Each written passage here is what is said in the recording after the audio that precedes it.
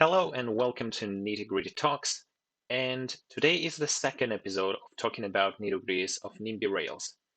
This is a transport simulation game, and basically the way how we go about it in the series is end to beginning.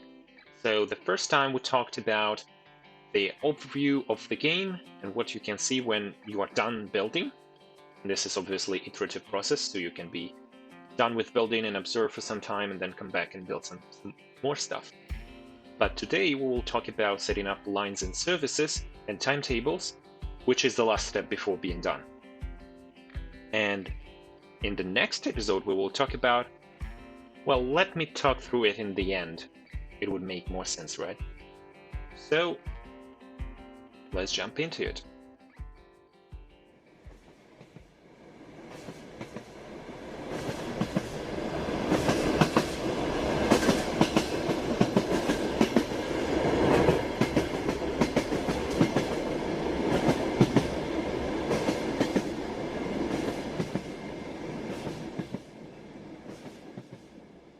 And the tracks are built. So now the trams themselves. So the trams themselves are simple once we build one line for trams, which I did. So you can just clone, put as many trams as you want. I don't know. Probably start with 4 or 5. Let's go with 4.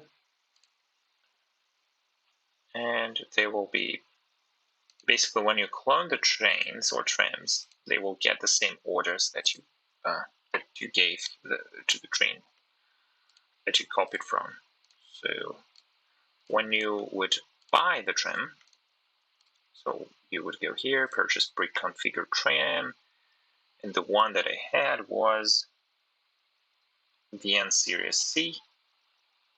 You would purchase new trains, and you'll end up with this category, no line. Yeah, the easy way to set up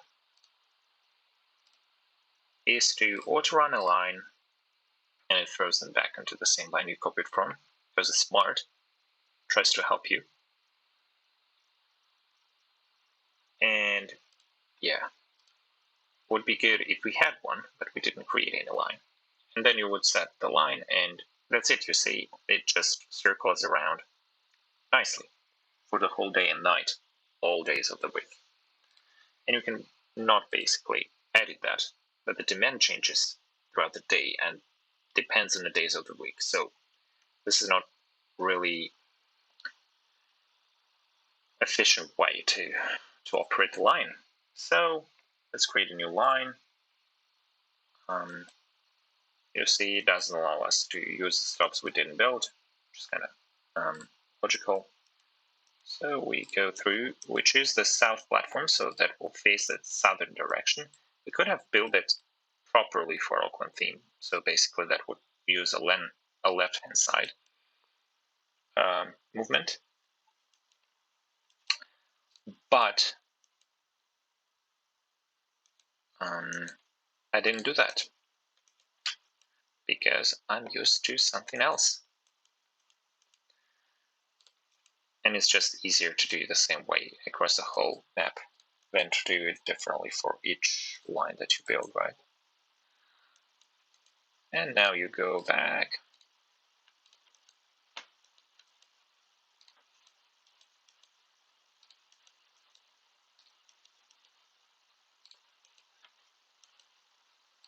So nice rule of thumb when you want to see what's the maximum number of trains that you can run on the line if it's extremely populous like in Cairo. The rule of thumb is the number of stops. So if you have 16 stops, you can run up to 16 trains. And they wouldn't intervene too much with each other. So while one train is on one stop, another train will be on the other stop, and you can stand there and onboard and disembark passengers.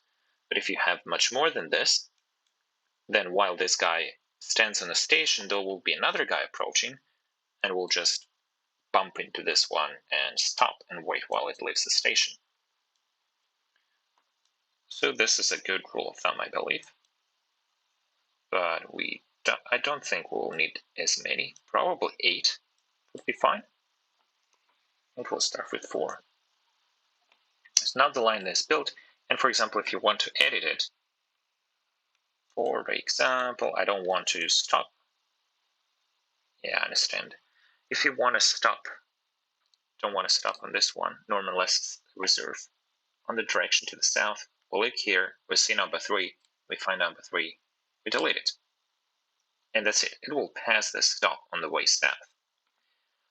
Now, if I change my mind and I want to add the stop, we need to find a stop that is before this. So this will be this one. We see number 2, click on the number 2, and we see new stops are inserted here. And this will be this stop. So basically you can insert anywhere you want in any direction, pass all this stuff. It's incredibly flexible in all the things you can do, which is nice. So in advanced mode, for example, you can make a stop in any point of the platform. If extremely you have, especially if you have an extremely long platform, you can stop wherever you want, not just automatically in the middle or something. This is just for fun, I guess. So, but the good thing sometimes on the hard stations with a lot of platforms, you can go here, main platform, and you can pick the platform that you want if you have several of them in the same direction, for example.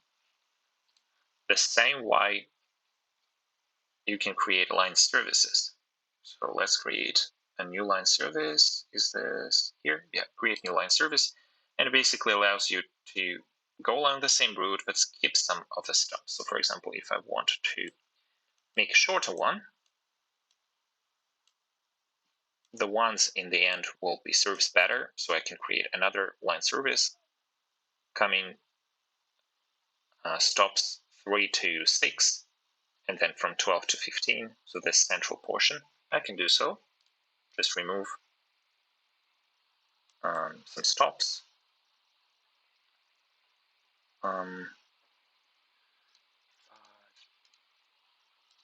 Yeah, the confusing thing, it changes numbering when you delete the stops. So I would prefer them to keep the numbering in, at least for the time when I'm choosing the stops. Then it's fine, I guess. And then we need to delete one more here. So this is cool. This is new line service. And you can choose the trains that are running in one or the other service. And also the cool thing, if you have a complicated stop with multiple platforms, let's say 4, you can also customize properties for this line service, and here you will pick a different platform if you wish. So one line service will use one platform and another line service will use another platform. This is very, very useful. This is just for demonstration purposes. I didn't intend to do it, so delete line. This will be called Green Lane Link. I named them by the name of the city, so Auckland, or Mission Bay to the Papapa.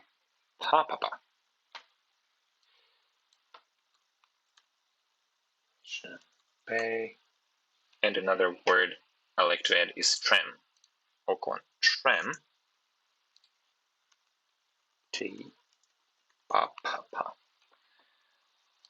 Base ticket price, I like to go with the low figures because I'm kind of socially oriented and all that.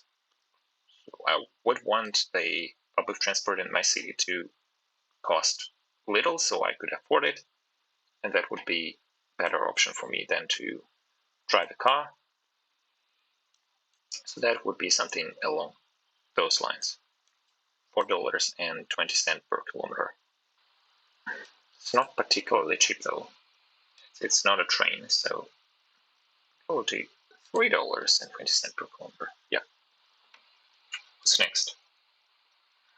Now we can actually assign the line. Okay, so I click it. Auckland tram, it should be Papapa. And this runs it automatically, and you're kind of set up almost. Yeah, we need to change service level to passenger service, otherwise there's nothing is going to happen there. So, port run, and we can select multiple and port run.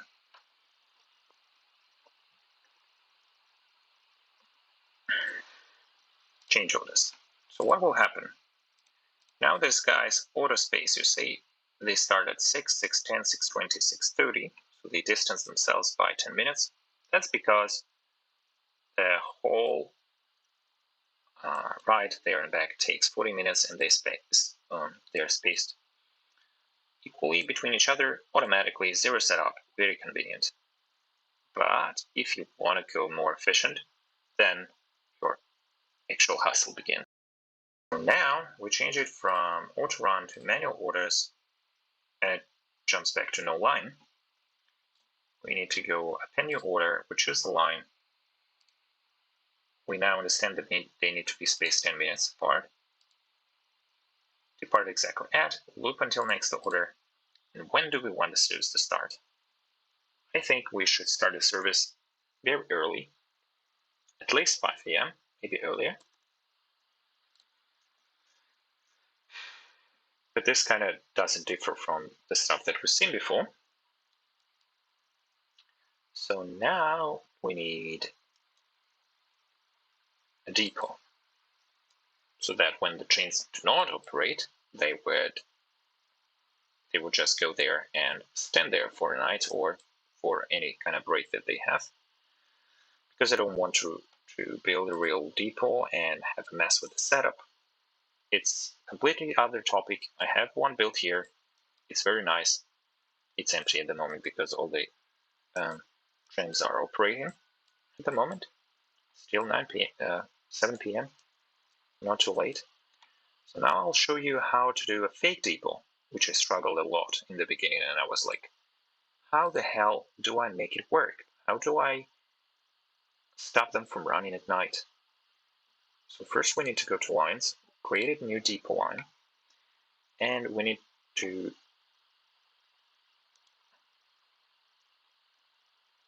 why is this there? Oh, it's in advanced mode. Nice. And we basically choose any stop. Because our tram line is not linked to anything else, because probably the depot will have to be on one of our stops. Let's choose this one. And very important thing is the stop behavior. So black hole main means that the train will come here and will just disappear. And when it's time to go on the line, it will just appear. So it doesn't take any space. It's not a real depot. This is a fake depot. And I like to color them yellow. So I call it depot tram Papapa. And yeah, one line stop, that's it. Nothing more complicated. And now we can return here, and we can append your order, depot tram Papapa, and we just set it at the time when we want the line to stop operating. And let's say this is going to be 23 or 11 p.m. for this one on all days of the week, and we don't need to loop it and arrive no later than. This is a typical setup for a depot. And now you can see starts at 4:45 and it comes at the first stop at 5 a.m. So it travels 15 minutes in vain. And the same probably happens here. So it starts at 10:17 just when it finishes one of its routes, and it goes straight to the depot. If you want to make it better so that it doesn't spend time in vain, you need to start and finish your line close to the depot, which makes a lot of sense. So this guy, the first line is full. Sorry, not here. Edit orders. Saturday lane. So basically I chose the opposite place. Very nice for demonstration though. So the fall park, somewhere in the middle, I guess. This one, enter and exit. So what will happen now if I change this? It will appear at this platform, and then it will start running. Because this is not the platform where it wants to be when it starts, it will go to the nearest place where it can change platforms. So basically it will come out, use the crisscross, go right, go to the next stop, change the platforms again, go back, use the crisscross again, come to this platform that we wanted. So instead of doing all this trickery, we just do our first stop, Ferguson Domain. So it can just straight ahead go here and use the first stop there. And we can do the last stop, Ferguson Domain as well, for the same reason, but that would be number 8 before we go to Fun Park. So when we change it,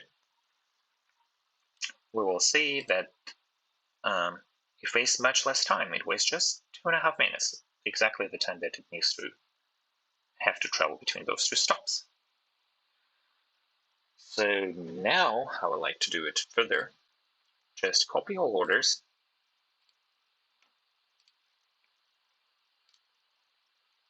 and we need to change it to manual, paste orders. Oh, let's paste everywhere, and then we'll go further. Manual, paste, manual, paste. So now they are all the same. Now we choose all, and there is a bulk edit option. And we know that the interval between them needs to be 10 minutes. Shift and change. This guy needs to be 20 minutes apart from the first one. This guy needs to be 30 minutes apart. So now the simplest setup, like the second simplest after the auto run line, is done. Now you can go and make it even better.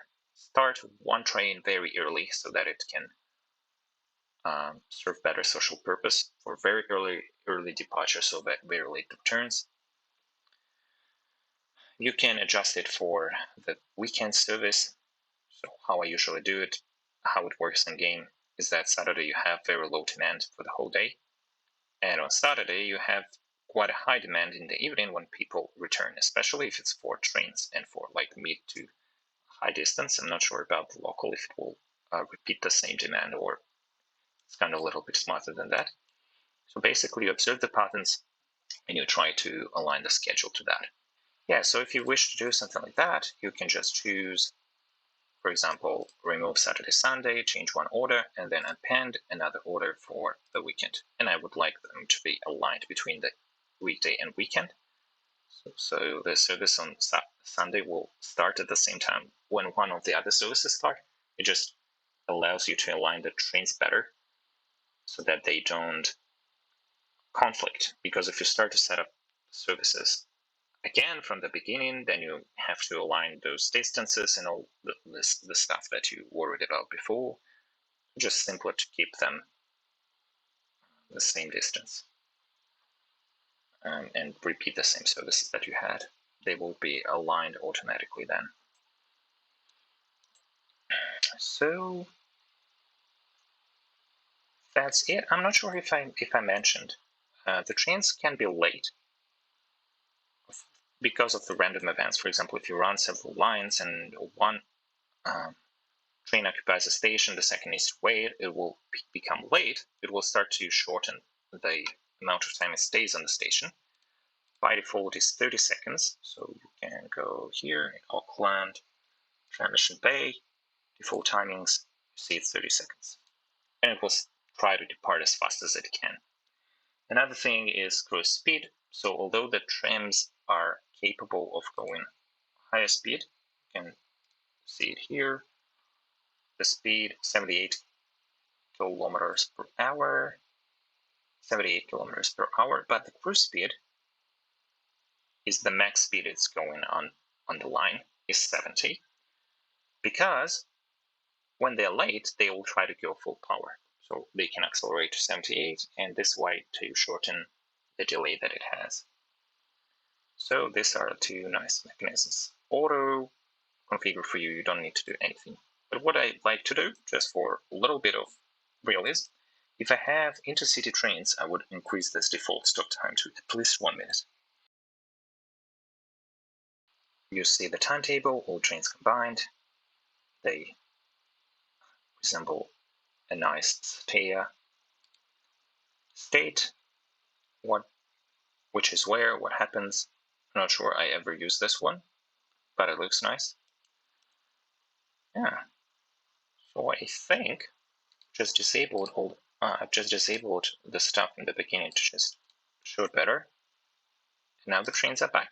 So they are not very heavily utilized, just 32 people. But it will build up, believe me, because the people from a whole city will start thinking about them and wanting to go there or back.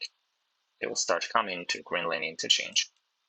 And then things will start to pick up on this line, and otherwise people will be brought to Greenland interchange to be boarded on the train and go everywhere. So just let it run, observe what happens, and everything will be cool. Just not gonna do this in this episode. So let's quickly summarize what we've discussed today. This episode basically can be divided into two parts. The first one is creating a line, and the second one is setting up the timetable. So you can set up a line, you can choose the platform for each stop, you can have several line services, each of them doing its own thing, either operating on a segment of the line or having some kind of express services, whatever you wish. But now we should have enough tools to experiment and do whatever comes to your mind. In the part about timetables, we learned that auto run a line, quick and easy, manual, much more setup, much more customizable, basically whatever you may want, you can do. You can save some money at night when you don't need almost any trains or trams, but you will need to align this with a depot location, and you will need to set up a depot line. So that all we discussed how to do, but we've actually never built a real depot, which probably stays for some other series, for mostly for aesthetics, that you can build and observe trains coming and leaving. That's very satisfying, I can say.